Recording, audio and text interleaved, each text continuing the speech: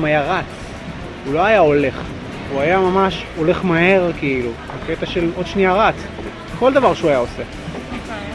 ולא אוהב, קשה להתעלם מתופעה כזאת, כולם היו, אתה יודע, כל אחד בא עם הסריטה שלו, אבל זה סריטה שהולכת מהר כאילו. אז קודם כל שם, זה היה נגיד, אתה יכולה להגיד שזה המפגש הראשון, אבל... זה היה משהו שממש היה בולט בצורה נפלאה. בולט ברמות היסטריות, קודם כל היו לו רגליים, היה לו בעיה ברגליים. כן. אז הוא היה הולך, וזה היה גם, הוא היה תופס את העין, כאילו, זה לא... אבל מעבר לזה היה את החיוך, כאילו, זה תמיד היה שם, כאילו. אז אתה אומר, אוקיי, יש לנו נתונים, כאילו, על הבן אדם, בלי לדבר איתו, כאילו. אתה כבר יכול להבין משהו מהבן אדם, כאילו. הוא לא היה יושב באוהל ומסתכל עליך, כאילו. הוא תמיד היה עסוק, כאילו, ועסוק, הוא הולך, דגן הולך. לאן? יש ים בדברים, כאילו. כל הזמן היה עושה דברים. תמיד עם חיוך. תמיד היה נעים, כאילו, לפגוש אותו.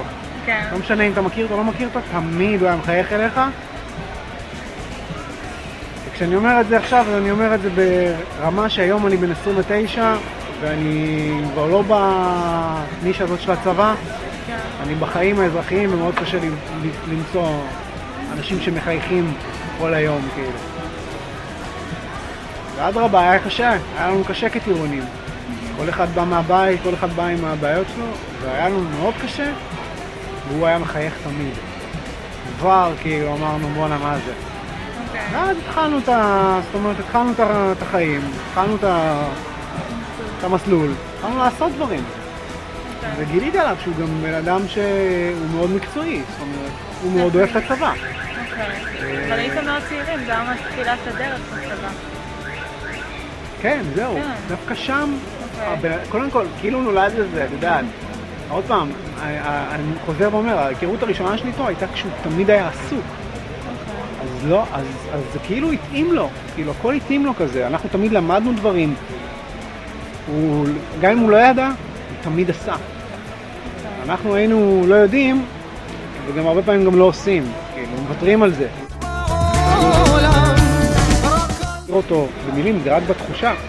היה בו משהו מאוד, כאילו הדקה שהוא היה מקדיש לך, הוא היה מקדיש רק לך, וזה היה מרגיש כאילו הוא עושה את זה הכי מהלב שיש בעולם. מבינה? פעם אחת, התקשרנו לדגן, אמרנו לדגן, תקשיב, יש כאן אדם ממש קרוב לגדר עם איזו רואה שאנחנו רואות הרבה פעמים. זה נכון, היא פה, אבל זה לא בסדר. לא עברו 2 דקות, הוא עלה בקשר, ופשוט נכנס פנימה, ופשוט טיפל בעדר הזה. זאת אומרת, שמות שאף אחד עכשיו לא עשה, כן? זה לא איזה משהו ברומו של עולם, אבל עכשיו זה היה סיטואציה שפשוט הבנו שאם לא עושים זה משהו שהוא קיצוני, זה ימשיך לקרות כל הזמן וזה יוביל למשהו גרוע, הרבה יותר גרוע, הרבה יותר חמור. והוא פשוט בא ושם לזה סוף, וכאילו הוא פשוט הקשיב לנו, הוא אמר, בנות, אתם באמת חושבות שזה בעייתי? באמת, מאותו רגע היינו מעריצות אותו. אמרנו, סוף סוף מישהו יעשה פה סדר בבלגן. ולימים זה באמת היה ככה. ורציתי למה הייתי מדמה אותו? קדוש, אני לא יודעת, זה היה... לא כל יום רואים אנשים כאלה. קשה, מאוד נדיר לפגוש אנשים כאלה, משהו לא טבעי.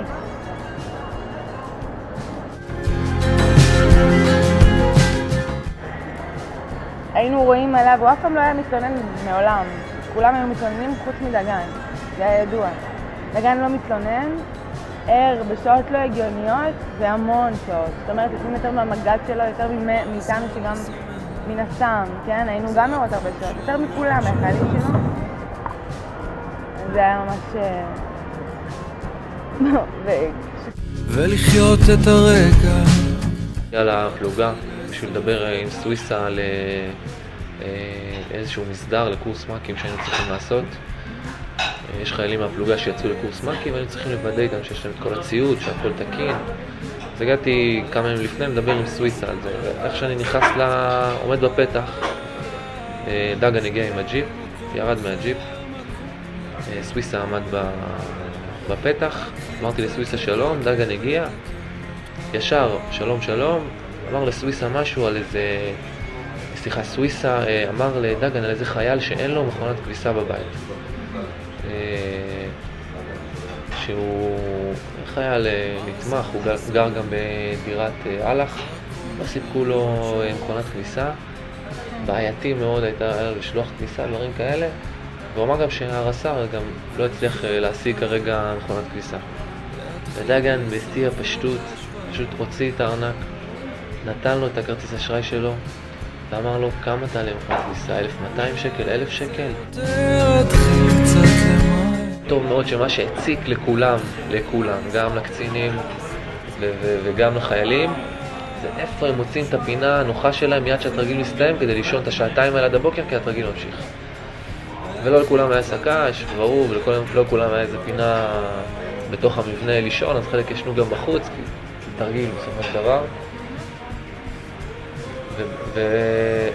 ובסוף באמת אולי גם לקצינים עוד היה פחות מקום, כי החיילים קודם הלכו לישון. אני זוכר שתפסתי איזה שק שינה בחוץ, ניסיתי להתחפר כמה שיותר, ישנתי אולי איזה שעה וחצי, התעוררתי ואיך שאני פותח את העיניים אני רואה את דגן שוכב איזה 1.5 מטר לידי עם הווסט, ובמהלך הליכה בלילה מזיעים והמדים רטובים, אז הדבר הכי לא נוח שיש להישאר עם הווסט. עם הווסט, שם את הראש על אבן וישן, ישן על הגב עם הראש על אבן ויושן שלב עם ידיים משולבות על הבטן, שינה כאילו מתוקה, ואני איך שאני קם, הוא מסובב את הראש, פותח את העין, מחזיר את הראש חזרה, ואני אומר לו, איך אתה יכול לישון על האבן? כאילו, מה? כן. על האבן, זה דבר הכי לא נוח שיש, היית דוחף את הווסט אפילו למטה עם הווסט, ולמטה בכלל עם הווסט, הוא לי עוד כואב מהשינה, והוא אומר שהדרך הכי טובה להישאר צלול גם בשינה, ולקום בצורה הכי ערנית, זה שלא יהיה לך נוח במיטה. פשוט מאוד. תישן עם הנעליים, תישן עם המדים, לא יהיה לך נוח. ככה בתזוזה הכי קלה, אתה תתעורר ותוכל לקום. ככה גם לא יהיה לך בסה לקום מהמיטה, גם ככה לא יהיה לך נוח, אז אתה קמת. אני ממש אחרי 5 דקות הוא קם, כי כמו חדש, כאילו כלום. בזמן הפנוי שלו, בזמן השינה שלו, כמה שיותר בשביל לפתור להם את הבעיות. כמה שיותר הוא יכל לתת מעצמו. שוב, בן אדם אנושי לא יכול לעמוד בזה, והוא עשה מעל ומעבר בשביל החיילים האלה.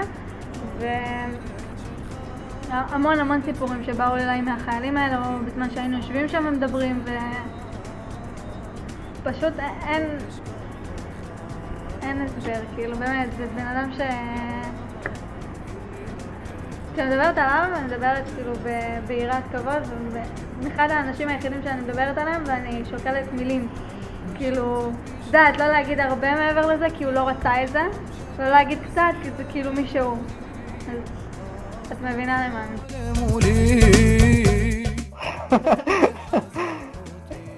זה היה באדם המחלקה שלי, הוא לא רצה להיות שם מההתחלה, והוא רצה פשוט להתגייס לחטיבה אחרת, בכלל לא רצה את הדבר הזה שקוראים לו גולני, לא משנה, לא עניין אותו כלום, וזה היה בחור טוב, אבל היה לו קשה, לא פיזית, אלא מנטלית בצורה בלתי רגילה.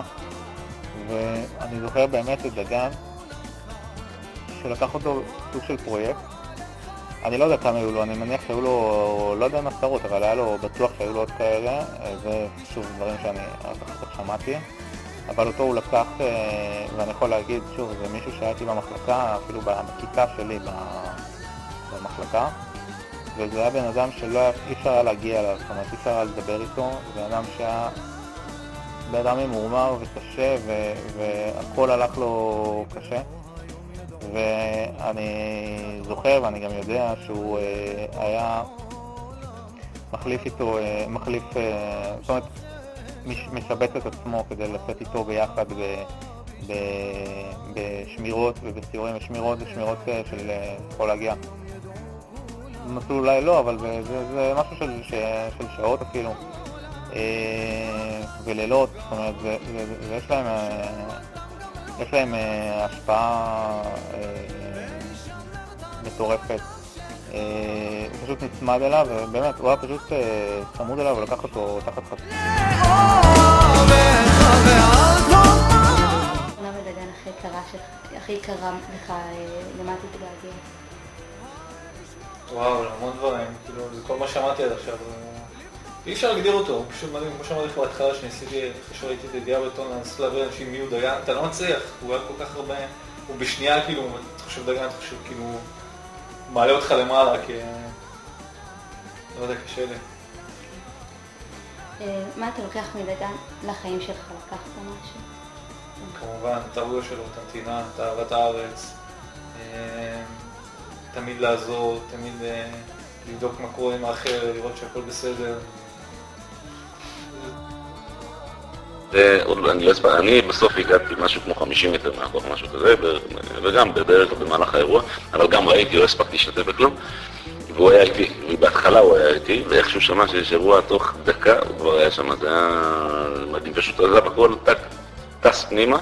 למה? כי אני רוצה שתחדד לי את זה, כי יכול להיות שישמע לאנשים אחד כזה שרץ אל האש, לא משנה מה מתחדד לזה. הוא לא מאלה, הוא לא. אני תכף אספר גם משהו, רשמתי לי דברים, אני גם תכף אספר לך דברים על זה, אבל הוא פשוט, לא שהוא רצה להילחם, הוא רצה להיות שם כדי להגן על המדינה הזאת, כי הוא היה חדור בזה מאוד, זה אחד ושתיים, כי אני חושב שהוא, במקומות שהוא נמצא, אתה בטוח, אין פה שאלות, כי הוא היה בטוח בנשק, הוא בטוח בזה שלו, הוא לא פחד, אני לא אגיד לכם אם הוא פחד או אבל אני מאמין שהוא לא פחד, והוא רץ פשוט להשתתף עם האנשים, כאילו שלא היה מצב שיהיה לחימה והוא לא יהיה שם. אמר לי לירן או לירון, דמרי, כן. הוא גם היה את זה? כן. הוא אמר לי, כשאני ראיתי אותו, אני הרגשתי הקלה. כן, הוא נתן ביטחון. איך? הוא בהובלה, בביטחון, שאתה רואה שהוא לא מפחד והוא ברור לו מה הוא רוצה לעשות, בזה שהוא שולט והוא לא... היה עוד כמה אירועים גם שהוכיחו את זה, כאילו שהוא... יש לו ביטחון, זה לא שלא היה לו חשש, או לא היה לו... לא היה... בלחימה אתה תמיד... יש את האנשים שמתבלטים, אין מה לעשות, הם לא מפחדים והם יוזמים ורצים קדימה, ויש את אנשים פחות, והוא היה מאלה ש... ואני חושב שזה בגלל אמונה, מה שהיה אצלו זה לא... זה היה פשוט, היה בקיצוניות, היה חד קדימה, כאילו, הוא צריך ללכת קדימה, אז הוא הולך קדימה והוא ירוץ קדימה בלי לפחד, והוא מבין לאן הוא צריך ללכת לזה, ולא משנה מה ההשלכות של הדבר הזה, עכשיו הוא צריך לרוץ, גם אם מסכן את עצמו. אני בסוף, לפני שנכנסתי לאירוע, אני מגע לזה, אני צריך להסתכל גם מה שיש מסביב. אז אני הגעתי, הסתכלתי, לפני שנכנסתי, אז חשבתי וזה, לפני שהתקרבתי אליהם, כאילו, צריך לתת שיקולים לפני שאני נכנס אליהם, הוא בכלל לא חשב שום דבר, פשוט הבין שהוא צריך להיות בהתקלות או באירוע הזה, אז בא והכל ואף קדימה. אל מול אימת הרחוב וילון מוסר ואור הנר, כאן בין כל קצוות ביתי יש זיכרון נכתב תחת דלת, ואין כל אשר קורה ואין לו כל עונה, ואין משב סופה ואין גשם שישטוף, ואין גם צוהר שירגיל, ואין דבר אשר ישרוף את כל קירות ביתי. הכל הרי מוגן מכל עורב בפתח, בין כל קירות ביתי אין אף אחד אשר ילך, ואין כאב שישאר, כי כל קירות ביתי הם לא בן לנחם, ואין כתמים של דם וחבלות שריטות בלב.